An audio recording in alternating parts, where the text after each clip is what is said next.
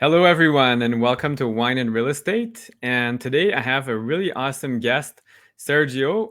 He's a highly accomplished Canadian real estate investor who, in just 5 years, was able to build a property investment portfolio that allowed him and his family to achieve financial freedom.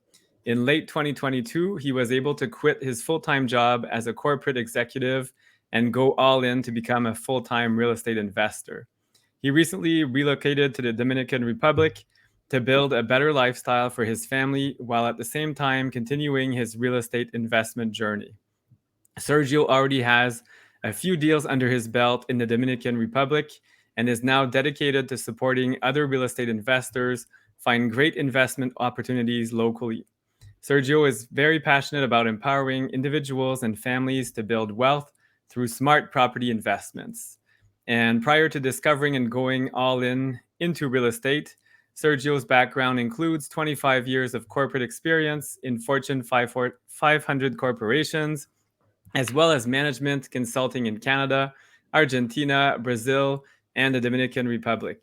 Sergio brings many years of experience leading large multidisciplinary teams and managing multi-million dollar budgets. So that's wow, that's awesome, Sergio. What a what a job to leave, but I get it. I've been there as well. I've quit my job and went back to work for some strange reason, but now I'm anyway job free once again. And welcome to Wine and Real Estate. I don't know if you're drinking wine. I'm having some water tonight, but I'm having water too tonight, but yeah. there you go. So thanks for having me, Francois. That's awesome. My pleasure. So please tell us where you are in the Dominican Republic, and maybe a little bit of background why the Dominican Republic and things like that. Excellent. Yeah, I'm actually in the north coast of the Dominican Republic in a small town called Sosua, which is very close to Puerto Plata. So Puerto Plata is the main city around here. It's about, half an hour away from where we are, and it's the capital of the province of Puerto Plata. Yeah, so it's basically the area that is most developed on the north coast of the Dominican Republic. And as you probably know already, because I know you travel around and you are investing in Dominican Republic too. I mean, this is a relatively sizable country, right? You cannot Yes. really think of the Dominican Republic as just a Caribbean island. I mean, this is a country which is larger than Switzerland, for example. It has 11 million people, so it has a whole economy, even if tourism is of course the biggest economy, which accounts for about 25% of the GDP, but it's still a sizable country with a sizable population and diversified industries, right? So yeah. So Yeah, yeah, and so it's we're and here. Yeah, sorry. So we are here. We came last year. Why the Dominican Republic? I actually really love this country because I've been here many times on vacations. And many, many years ago, when I was still in Argentina, so I'm originally from Argentina before I immigrated to Canada, I used to work for a management consulting firm. And then they sent me to Santo Domingo for a project and then for another, etc. So I ended up living in Santo Domingo for like 10 months. And that really allowed me the opportunity to travel the country a lot, especially almost every weekend I was somewhere on the island, right? And wow. really getting to know and getting to love this country. And that was 20 years ago. And you can't believe in 20 years the difference that I see, right? How much more development, how much growth has happened over that period of time. So yeah. Yeah, it's really booming, and the infrastructure is actually quite good. I've done a fair bit of research. There's lots of highways and stores, and it's a lot more developed than what people think. And then your neighbor Haiti, Yeah. unfortunately, is total opposite. Same island, very different realities. And as you said, Dominican is quite large. I mean, driving from one end to another is a fair bit of time. It's not like Grand Cayman. You can almost see the other side of the island. So very Exactly. different. Like for example, the other big tourist area here is of course the Punta Cana area, and that's 5 hours away from where I Wow. am driving. So the distances are important, and yes, you have some highways, but it's still there is a lot of infrastructure investment going on, which is Yes. really great. But we're starting from a country that was traditionally and it's still a relatively poor country, right? The majority of the population are still struggling. But what's important, for the economy and for investing is the trends, right? And the trends are very, very positive right now. Of an economy that that the last 50, I think the statistics is something like the last 15 years, it has grown more than any other country in Latin America or the Caribbean. Wow. So the economy is booming. You see that everywhere, and that with that comes a improvement of the situation for people, right? They can get more jobs, they have a little bit more income, they can access more stuff, right? So still a poor country, but it's moving in the right direction. So that's what's exciting. That's excellent. And I'm sure as an investor, when you buy a property, you create jobs. You create jobs for laborers to build the property and then maintain. Usually, you end up with a gardener of some kind, somebody to maintain the pool, a housekeeper, and other jobs, maybe security guards if it's a gated community of some kind. So, can Yep. you tell us a bit about the types of properties that you're buying at this time? Yeah, so let me start a little bit with the background of the North Coast, because this Sure. North Coast from Puerto Plata to around Cabarete, which is out east, is probably around 50 kilometers of coastline. And this is an area that started developing as a tourist area many, many years ago. So even before Punta Cana existed. Yeah, So I went there as a child 30 years ago, I remember. yeah, so because this was the only vacation in place, I would say maybe 40 or 50 years ago. Right now, you have that legacy, and you have the type of areas that you have and the type of property is really very diverse. You have areas that are completely new. There is a lot of new development going on, but you also have some areas where you have old hotels. Some of the hotels, beachfront hotels that are being renovated or reconverted into condominiums. So there is really a lot going on. There are many, many different property types of different ages. And so that's why it's not easy to pinpoint, okay, like, what type of properties Yeah, are okay. listed around here. Or when sometimes people ask, okay, what are the price point? We need to go into a little bit more detail and talk about the different sub areas also in the North Coast, because there is also a lot of diversity there. There are some areas where you have a lot of retirees, some areas that golfers love to come, some areas for water sports, like, there's excellent areas like the best in the Caribbean for surfers, for kite surfers.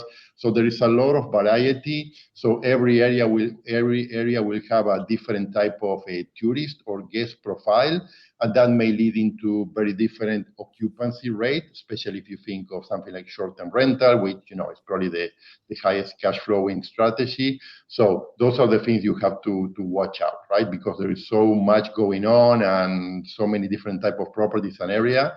You have to take into consideration that variety, right? It's not just a one shot, one type of property, one strategy that can work. There are really many things, right? Yeah, so it's a complete market. Kind of maybe like Florida. I'm sure there's major differences, but like Florida, you mentioned there's golfers. So there's areas where they're near golf courses and they look for a very different property type. The beach people, very Yeah, different. Water sports, those tend to be shorter holidays, I would say, more like fly in, fly out. exactly. Golfers maybe spend a bit more time. Are there a lot of digital nomads flocking to the Dominican? Yeah, actually, here what's interesting is that you have a lot of foreigners living in the North Coast. A lot Okay. of Canadians, a lot of Canadians, a lot of Americans, a lot of Europeans, and that from what I'm hearing here, because I'm still relatively a newbie here, of course, but what I'm hearing is that it used to be primarily retirees, maybe until 3 years ago, but Okay. now that trend has accelerated. There are a lot of people coming, and in addition to the retirees that keep coming, you have digital nomads. You have people that can have a business or can work remotely and choose to live here for the full year or 6 months a year. You really see a lot of foreigners of different ages. Many people with families with young children that need likely a private school for the kids. So that exists too, right? So Yeah, a lot going on. A lot of those foreigners, yeah, people that come on vacation, of course, and tourism is going up and up and up every year for sure. But in addition, you have foreigners that want to buy a property and settle here. Sometimes they don't buy a property right away. They come and they are building a house, or they are renting for some time, longer term, until they figure out where they want to live permanently. So yeah, there is a lot of demand that comes from all these different streams, right? Very cool. And I'm curious about residency. So you mentioned all kinds of different profiles. Of course, vacations, it's easy. Got your passport, you go for 1 week, 2 weeks, 3 weeks, maybe a month, and then you go back home. But what if you're staying a year? What are the options if you're aware of them? So yeah. So actually, we did a fair amount of research right now. So far, even if my family now haven't really started the process, there are different options. And I just want to say, like, our example is one, and many people are in a similar situation. Even if you don't have a residency, the country is still pretty open and accommodating for people that want to stay here for longer term. Yeah, I Maybe think you you can stay more pay or than something. a certain number of months, or if the longer you overstay your visitor's visa, when you leave, you have to pay a small tax, that kind of Mhm. thing, right? But it's still relatively open. But when you get into residency, there are three main channels. One, if you actually invest 200K US in the country, in real estate or something else, you are already, and your family, you are eligible for residency to start Okay. that. And then retirees, or here they call it pensioners, right? If they can demonstrate a certain monthly income, they will qualify for a residency too. And then people that have maybe your properties or have a business and can also demonstrate a steady income, I think it's something like $2,000 plus, there is also a path for them. So right now the country is pretty open, pretty welcoming to foreigners coming, bringing their money, supporting the economy, creating jobs, etc. We are in a very positive cycle from that point of view, right? So That's amazing. And locally, I know there's Scotia Bank is in the Dominican, which I found really funny. Wherever I go, Scotia Bank seems to be there. Except in the US, I haven't found. I don't think they're in the US very much, but in many many countries, they're everywhere. So yeah. Canadians can actually get mortgage loans in Dominican Republic, which is awesome. I don't know if you've taken advantage of that or not, Yes. but Actually, no, we haven't, because since we moved here oh already, yeah, you we cut don't your ties. qualify. Exactly, we don't qualify for those programs anymore. Those are pretty cool programs, but you Yeah. have to be living in the US or Canada, and they will qualify you based on your income in Canada and your credit score in Yes. Canada and your financial statement in Canada. Is similar to how you would qualify for a loan in Canada. That's how you would qualify for a property here. It's usually those programs are usually called like vacation rental Yeah. programs. So every institution may allow for only one property. The conditions are not the same terms that we got used in Canada that were so awesome for many years, right? And they're still good in relative terms. So you still have to put, depending on the bank and your profile, maybe 30, 35, or 40% down.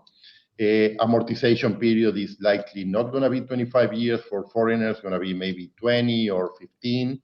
And interest rates are relatively high, right? I think Yeah. actually Scotiabank here has probably the lowest rate. I think it's like 7%, whatever, it's competitive. But I would say most rates are between 7 and 10% with regular banks, which is is of course more challenging when you have interest rates to justify an investment, right? But there is a path to get a mortgage as a foreigner. It's not easy. It takes some time. Usually, what I tell people, I mean, you work with the banks, get pre-approved. That process may take some time before you go shopping for a property, right? Because if you Yeah. buy a property and you want to get the mortgage afterwards, even if you have 30 days, even 60 days to closing, it's not going to be enough if you start from scratch. Everything here moves slower than what at a different pace, right? So That's it. I think that's what makes it enjoyable. Like it's stressful. Let's say you've got a deadline like a mortgage, but everything else, that's what I love about the Latin countries is you just have to slow down. They're not stressed. You have to kind of take the cues from the locals. While in Canada, sometimes you're stressed, the other person isn't. And anyway, you kind of gauge that, but that's really neat. So maybe a bit more on that if you don't mind Yeah, sharing. So sure. we spoke about banking, so you can get some mortgages. Can you fairly easily get a bank account as a foreigner if you're not moving there but you're just investing or Oh yeah, yeah, yeah, for sure. I mean, they will want to see your ID, such as a passport, etc. There's a whole process, a form that you need to complete, all that stuff. But for sure, any foreigner can, with the proper documentation, you can get a bank account. Yeah. great. And And what about usually, and usually you can open one in local currency, which is the Dominican peso or US dollars. So US yeah, dollars here is used everywhere, and especially for real estate transactions. All it's all transactions, US. everything happens in dollars, and even for rents, especially these areas where you have a lot of foreigners, I would say maybe 90% of the rents are also in US dollars, right? So Oh. it's pretty much dollarized, I would say, right? Especially on real estate. Yeah, I guess what you pay in pesos are like groceries, local utilities, and income tax or property taxes, things that are really local in nature. So that's very much like Costa Rica and I think Okay. Mexico and a few countries work like that. So that's interesting to find out. I talk on my podcast a lot about diversity of currency. A lot of people are very heavy on Canadian dollars, US dollars. Now you could have Dominican pesos, which is great. I don't know if it's doing well. I haven't kept an eye, but I know Actually, it's doing it's doing pretty well. well. Good. Yeah, it's a reflection of so much foreign capital coming to the country, right, over the last few years. So it's doing pretty pretty well. Yeah. Yeah, because I remember it used to be super cheap as a kid. We went and things were like 100,000 pesos. That was like $20 or something crazy. And at first I'm like, this is expensive, but no, it wasn't worth as much. I'm sure it's gone up in value since with all the development you've mentioned. Um, what about insurance? Because I know in Latin America, it's not as common to insure your property. Is it something you do in the Dominican or not?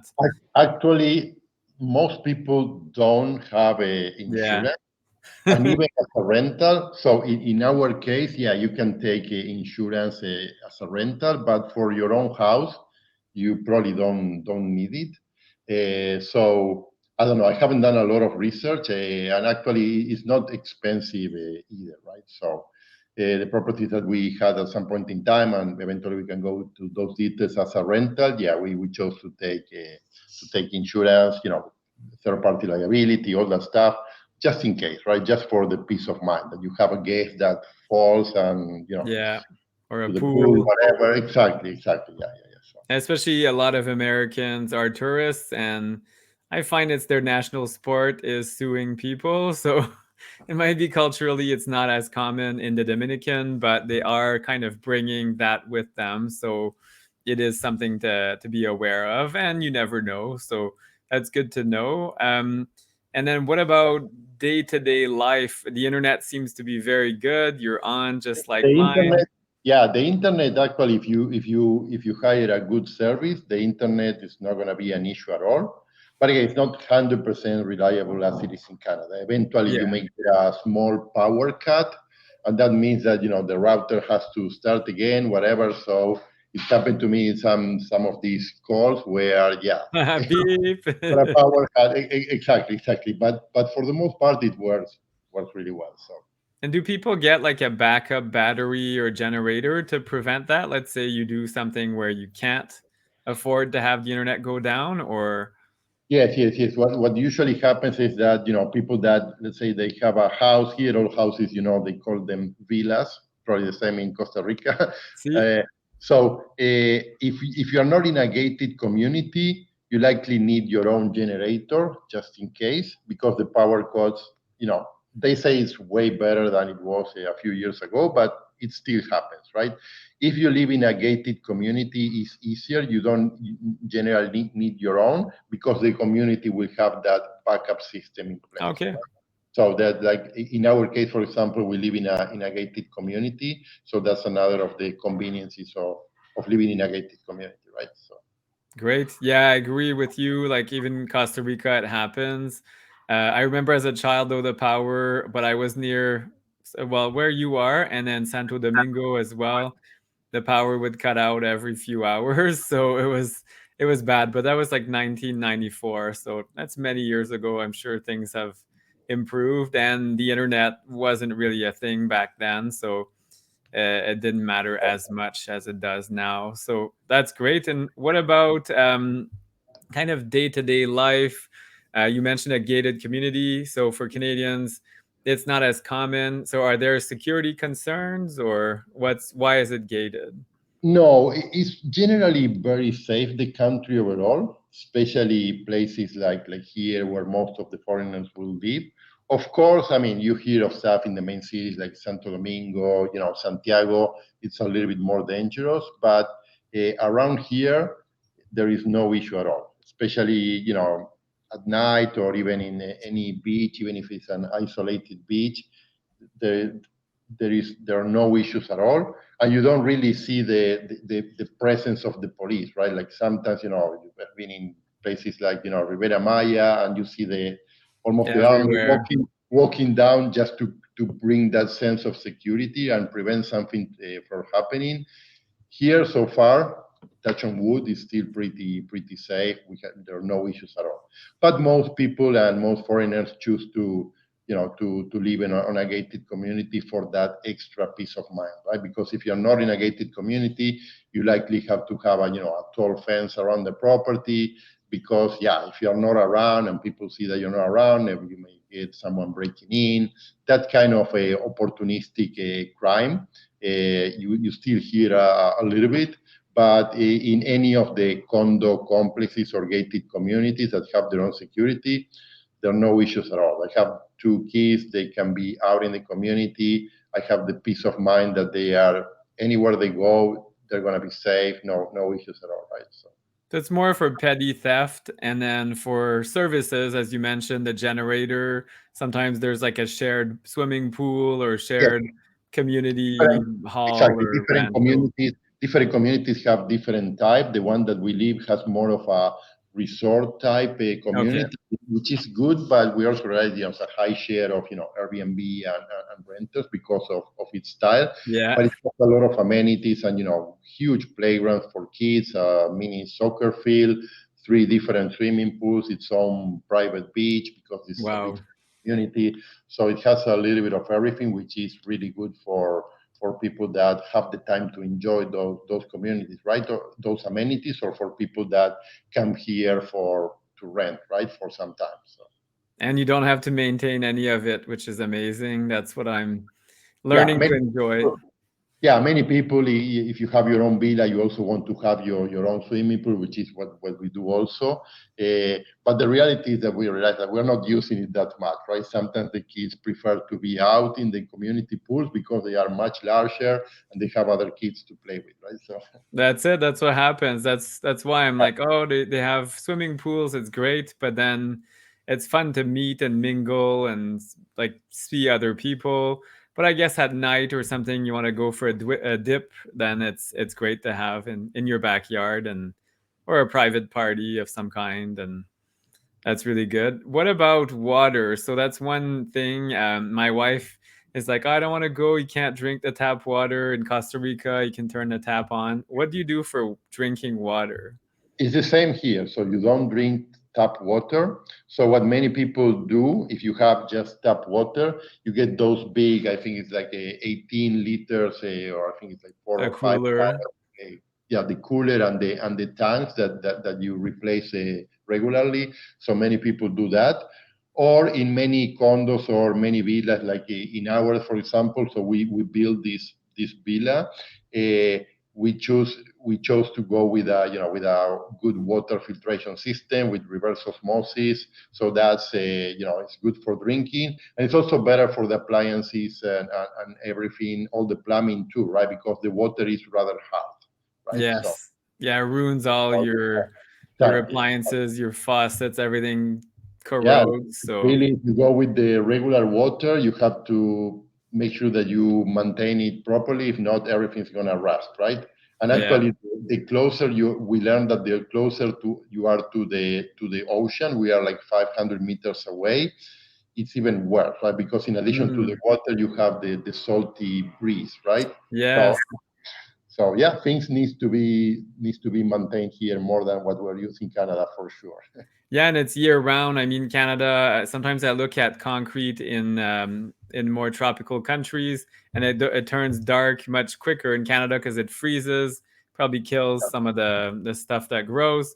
So you have to power wash your house more often, and it's year round. But I guess it's nice year round as well in Dominican. Do you have a rainy season or?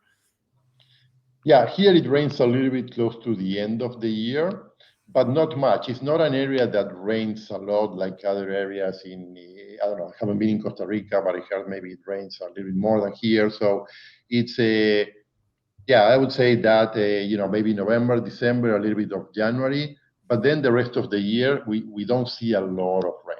When it Wow. rains, it really rains, right? And fast and furious for Yes. like a tropical rain. But for the most part, it's pretty good. We have a lot of sun here, a lot of sunny days for sure.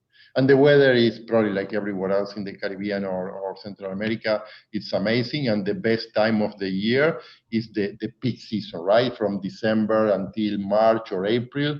The weather at that time of the year is just simply fantastic. I mean, it's never too hot, it's never cold either. Evenings is kind of cool down 23, 24 degrees, so you can still be always on the terrace eating outside, and it's just amazing, right? So when it gets to what we experienced last year, yeah, August, maybe early September, it can get really hot. It can Okay. get really, really hot, but it's maybe the most I've heard is 1 to 2 months a year, right? So the rest of the Okay. year is bearable. And if you live in an area that is relatively open or close to the ocean where you have a breeze, That's it's nicer. it's fine. Even people, yeah, usually people have air conditioner here everywhere, or at least in the bedrooms. But it's usually only when it's really hot that you use it at night to sleep. The rest of the day, I mean, people don't use it. Electricity is expensive here, so that's one of the reasons. But at the same Okay. time, with the breeze and the fans, all the ceiling fans, it's that's how people live here, right? You don't live with the AC on and the window closed. You want to live with everything open. You want to live outside as much as you can, right? So Yeah, that's a beautiful lifestyle because that's it. In Canada and the US, we live indoors so much. I think I read we spend 90% of our lives inside. that is so such a Yeah. difference, such a fantastic difference, right? As long as you have a shade, it's perfect. Yeah. So. What about mosquitoes? Because a lot of countries have mosquitoes. Do you have lots or not because of the ocean breeze or? You know what? Not a lot, and usually more during the rainy season. So it's not Okay. that terrible as I thought. So Oh, there you go. And yeah, what would you suggest, Sergio, if somebody wants to get started in Dominican? How do you go about doing your research and finding a good place to invest? yeah. So here there are different strategies that are going to work, and again, it's going to depend more on the profile of the guest or tourists that go to different area, or the profile of the foreigners that come here to live. Because as I said, those are great mid to long term furnished rentals, right? So Yes.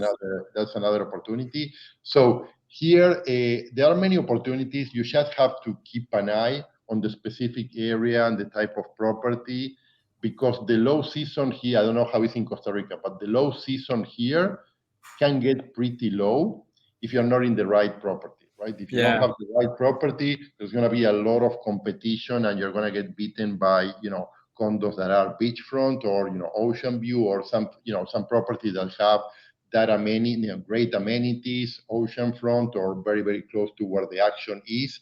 those are gonna do better during the low season compared to if you have a villa in a gated community, for example, right? Yeah, What that probably actually dips. happened to us, just to give you, how it was in our case and how you really learn by doing, is that the first villa that we bought here last year. So we bought a villa in this community, and then we bought a lot in the same community. That's where we built the house that we're living right now. So, but the resale villa that we bought, it wasn't really great as a short-term rental during the low season.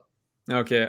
So We high realized is season that, was good, but yeah, during the peak season, everything rents here, right? So from December till end of February, March, no issues at all, right? But you have to make sure that you have the right property that can, and you're in the right area with the right type of tourists, like, maybe younger people that come for water sports, etc., where you can get a higher occupancy rate, right? So, and then the type of properties, as I said initially, there's so much variety.